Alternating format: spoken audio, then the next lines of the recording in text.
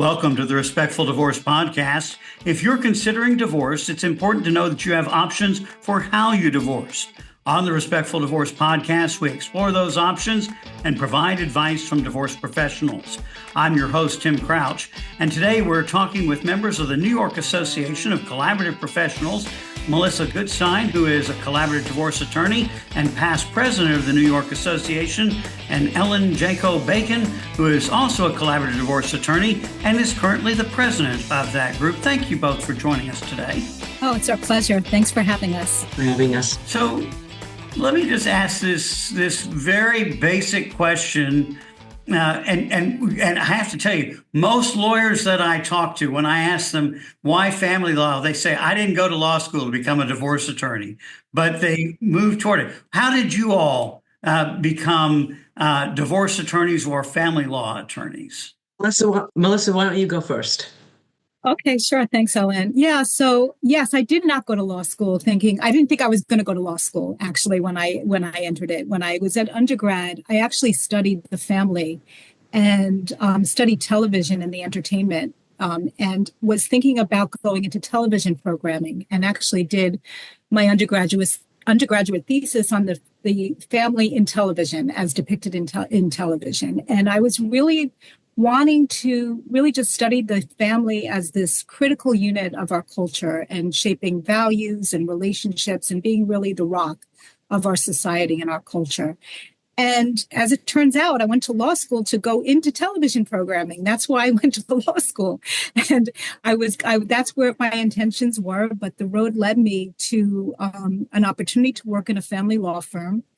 And I really did enjoy that. I enjoyed hearing people's stories. I enjoyed, helping families move forward in the best way possible, and also did training and had a background also in conflict resolution. That was at my law school.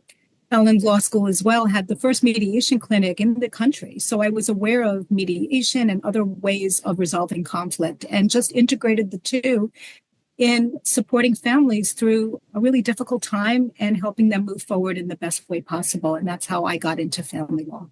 Yeah. Ellen, how about you? I'm learning something about Melissa I didn't know either. We actually have more in common. No, I didn't think I was going to go into family law. I actually studied radio, television, and film as my undergraduate degree at UT. I wanted to be a journalist. Walter Cronkite was my hero. He went to UT, all that jazz. And I actually worked in the entertainment industry for 6 years before I went to law school. I wasn't doing family law when I first got out of law school. I was doing securities litigation in a small boutique firm in the city. And I was miserable. I said, this is not who I am and what I want to do in my life. So I was searching, and I attended a whole bunch of New York State Bar Association lectures, and a particular family lawyer spoke there. And I like working with people. I really enjoy helping people through difficult journeys. And so I took to it. And I got offered a job at a small family law firm, and I took it. And here we are 30 some odd years later. So then how did you come to collaborative, and why collaborative divorce? Okay. Well, I heard about it through other colleagues and took the training, and really, unlike Melissa, I still do a bunch of different processes. I still litigate, I mediate, I collaborate, and collaboration is the one process that I feel so strongly about in comparison to what people go through in these, especially in litigation. And I can't say enough about the dignity and respect that it can offer to families going through this transition that actually litigation rips away from you. So the comparison is stark. And that's why I'm here. I'm trying to get people to do more of that than to put themselves in the hands of a judge. So, Melissa, what about you? Well, when I began my career, I was in a litigation-based firm, and Tim, I hated every single minute of my job. I hated it. I hated going to work because I really felt, especially in the divorce and family area, in that area of practice, I really feel I was ill-serving the families, that I felt like I was an agent of destruction, going to court and working against. And I really actively sought out another way of utilizing my law degree in a way that resonated with my skill set and what my values were. And as I said, at my law school, there was mediation, and I knew that that was a clinic that I participated in. And I became a mediator. I kept on reducing my hours and then just became a divorce mediator about 35 years ago. I mean, and I'm still doing that. But then I came upon collaborative from another mediator who I worked on, some cases with. And she said, hey, this is another process that for where mediation doesn't provide as much advocacy in the mediation room, and it's more supportive, but yet really offers a way to resolve conflict with dignity, but with the support of a team of professionals. She said, Melissa, you might want to get that training. And that's what I did. So I've included my practice. Really, I do not do any litigation. It's mediation as well as collaborative. And it's just another alternative dispute resolution process that I can offer my clients, and I can come in different from my mediator role as a neutral, use my advocacy skills, but in a way that really resonates with my sensibilities and my sense of, providing a service and being a peacemaker, which is what I feel comfortable being. So this process, how does it work and how is it different from what occurs in the litigated process or even in the mediated process? Melissa, I'll let you go first on that. Yeah, well, divorce is not just legal. It's not just financial. It's so many different threads when you're separating, when you're entering into a marriage. There's financial, there's relationship, there's communication. And what you're doing is you're dissolving a marriage. And when you're doing that, it really employs the professional expertise. You really need to kind of tap in and getting the support of different professionals to help you and assist you in untying all of these strings, right? And so what the beauty of collaborative is that all of the professionals, which is unlike really any other process, all of the professionals are agreeing to work together in a collaborative way to assist clients in reaching a resolution and really utilizing their skill sets in the most efficient, effective way possible as a resource. So you have a financial neutral who will come in and offer all of their expertise in divorce financial issues and help gather the information, analyze the information, help brainstorm options in a neutral way. You bring in the skill set of a mental health professional, family specialist who can come in a really targeted way and assist couples in better communication strategies, parenting options, and dealing with the emotional undercurrent of divorce, which can otherwise sabotage a process. And in fact, is actually heightened and leveraged to, in ways that aren't good and maybe a litigation. And then you have that advocacy of counsel to really counsel and advise onto the legal ramifications and provide guidance as to the solutions that will work for clients and that are responsive to what's important. So you have the skill sets of a multidisciplinary team on hand working together to help a family end a marriage, but continue with their family in their best way possible. So, Ellen, you litigate as well as collaborate. How is your role different as an attorney in those two processes, and how do you manage that mentally? It really is challenging. But although I will say that part of the way that I'm able to continue litigating is that I bring to my litigations who I am as a person and my values, which is very, very leaning towards a collaborative way of doing things. Unfortunately, when you have attorneys on the other side of a litigation that aren't collaboratively trained and aren't looking for that, it becomes challenging. But I just want to, of course, I agree with everything Melissa said. And I just want to piggyback on that. A lot of litigators think that high conflict divorces wouldn't be appropriate for a collaboration. And that's exactly where you see the help that a collaborative divorce comes from. Because there's a lot, first of all, let me just say statistically, 97 to 98% of cases settle, whether they start out in a court or not. That's incredible, right? So I always say to clients, the very definition of litigation is to go at each other. That's the whole point. You're trying to win. It's a win-lose situation as opposed to a win-win situation, which is what collaborative law is. But yet you're going to settle anyway. I can almost guarantee you're going to settle, I say to them.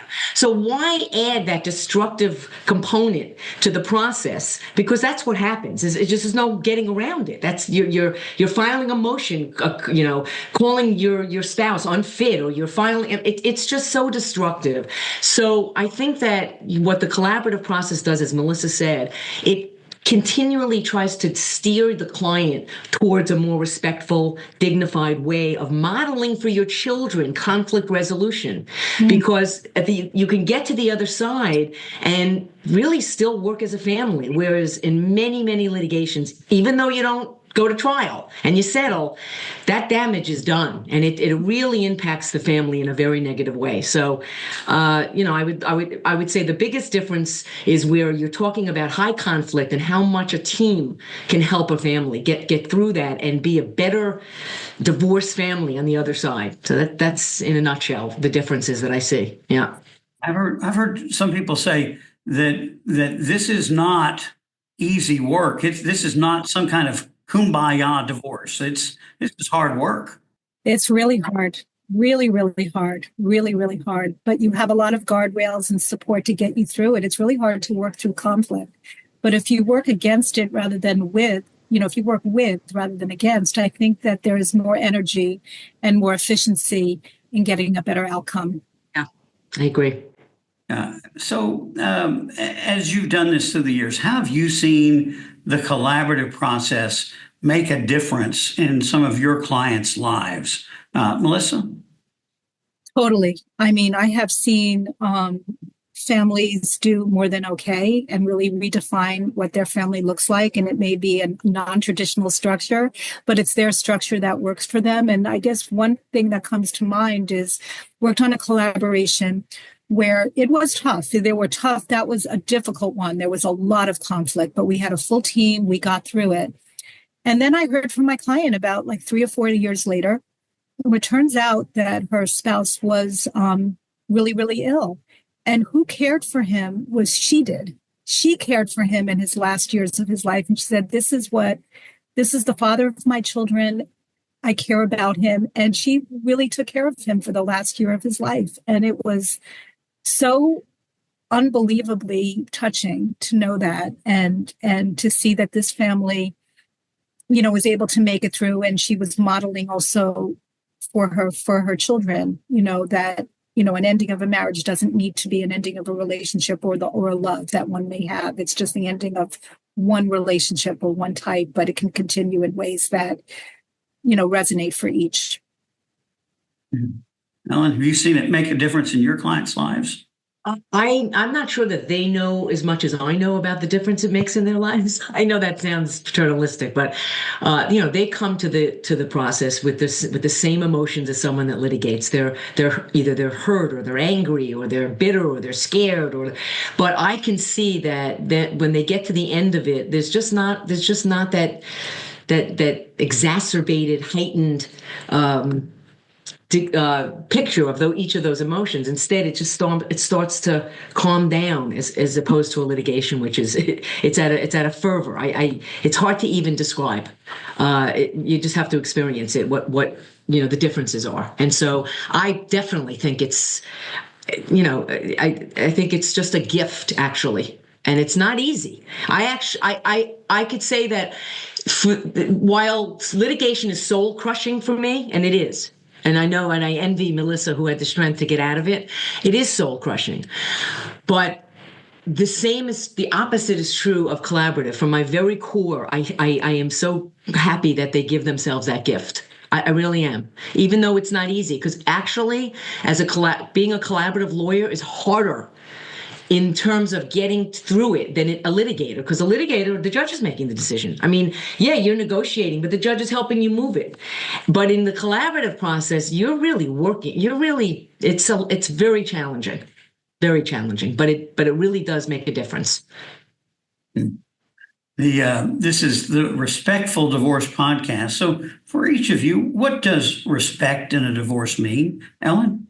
means that you can look at your spouse, and no matter what's going on, you could recognize the history, the fact that your spouse is the parent of one of your children, and that you are going to continue to remind yourself that going through the process does not mean that you have to be nasty and angry and mean. And it means treating everyone on the team with dignity, with giving people the opportunity to be heard, with trying to listen to other perspectives, and to focus on a more holistic way of resolving the issues that are there. So focusing on focusing on interests and focusing on the family as a whole rather than on what you want without any sense of how you're talking to someone else.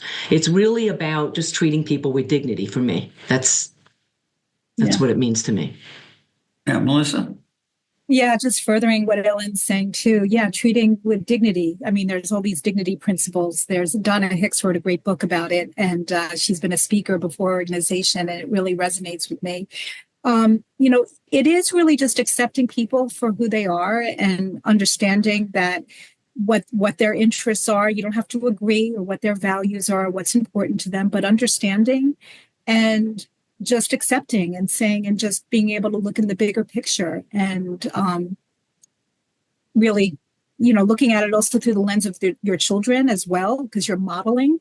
And how do you want to be treated? To treat others as you would expect to be treated.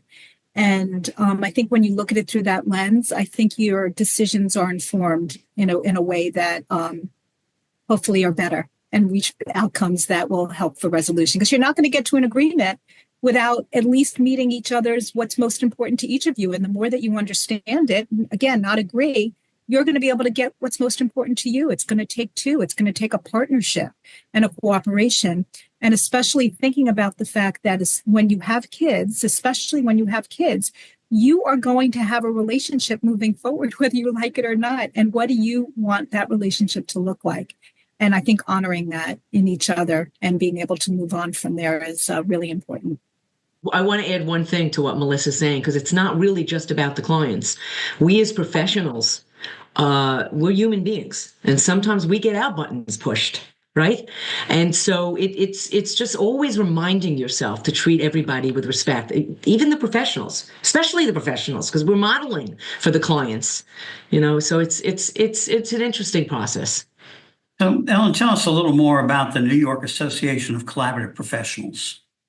Well, I'm going to ask Melissa to help me with this. I believe, I guess it started around we're actually now 25th We're going to have year. We're going to be celebrating our 25th. I'm on the gala committee for that, our 25th anniversary. So we were started as just a lawyer-only association, expanded into an interdisciplinary group back in 2003. And we're about 120 plus members, interdisciplinary. It's more weighted towards attorneys, but we do have mental health professionals as well as financial professionals. And we're in the Metro New York area, serving, this community. I think it's a really wonderful community in the sense that we as professionals are continuing to build relationships amongst ourselves so that we could better serve our clients and our community, those that choose the collaborative process. Melissa's been chairing the training and education committee portion of this, and we have tremendous amount of options to enhance our skills as professionals in all the disciplines, which is phenomenal. And we're deepening the relationships because I think that's how we better serve our clients. So that's one of our strongholds is our skills training and our relationships that we have amongst the professionals, and we're continuing to build that. And now we're trying to, put our tentacles out to develop relationships with other organizations outside of the professionals and the disciplines that practice collaborative law, because we feel like, everybody will go to you and say, good divorce lawyer or somebody that specializes in therapy for children going through divorce, et cetera. So we're trying to just build relationships with outside of our organization as well at this point.